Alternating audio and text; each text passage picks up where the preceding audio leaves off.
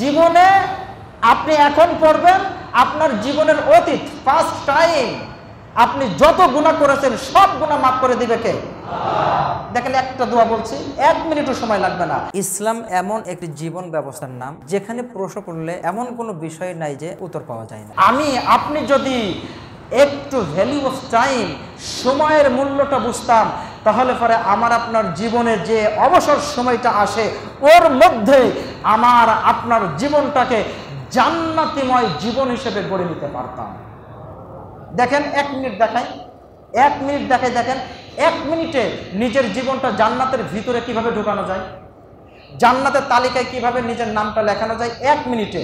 রাসূল সাল্লাল্লাহু আলাইহি ওয়াসাল্লাম বলেন, যদি আল্লাহর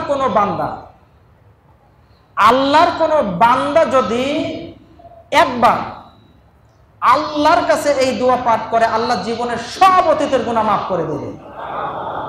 জীবনে আপনি এখন পড়বেন আপনার জীবনের অতীত ফার্স্ট টাইম আপনি যত গুনাহ করেছেন সব গুনাহ মাফ করে দিবে কে? দেখেন একটা দোয়া বলছি, 1 মিনিটও সময় লাগবে না। আল্লাহ রাসূল সাল্লাল্লাহু আলাইহি ওয়াসাল্লাম বলেন, আস্তাগফিরুল্লাহাল্লাযী লা ইলাহা ইল্লা হুয়াল হাইয়ুল কাইয়্যুম ওয়া আতুবু ইলাইহি। এই দোয়াটা একবার পড়বে যে আল্লাহ তার অতীতের সব গুনাহ মাফ করে দেবে। সুবহানাল্লাহ। 1 মিনিট সময় লাগলো। আপনার অবসর সময়কে কাজে লাগান।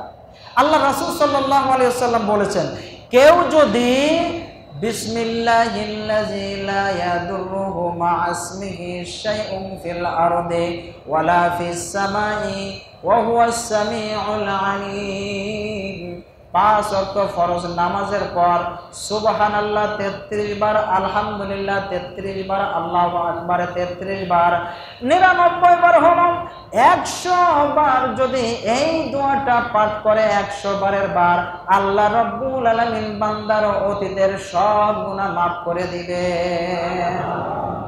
দেখছেন, অথচ আমরা কিন্তু এই সময়কে আমরা মূল্যায়ন করতে পারছি না। আমরা এই অবসর সময়ে এই যে আমাদের যে আমলগুলা করার দরকার ছিল আমরা সেইগুলা অনেকাংশেই করছি না। আল্লাহ রাসূল সাল্লাল্লাহু আলাইহি সাল্লামের কত যে এমন আমল আছে, তিনি যখনই অবসর গ্রহণ করতে যেতেন তখনই অবসর টাইমে আমার আল্লাহকে বেশি বেশি ডাকতেন। সুবহানাল্লাহ। তোমরা যা জানো না তা তোমরা জেনে নাও। আল্লাহ সুবহানাহু ওয়া তাআলা এই মর্মে বলেছেন, ফাসআলু আহলা যিকরি ইন কুনতুম লা তা'লামুন।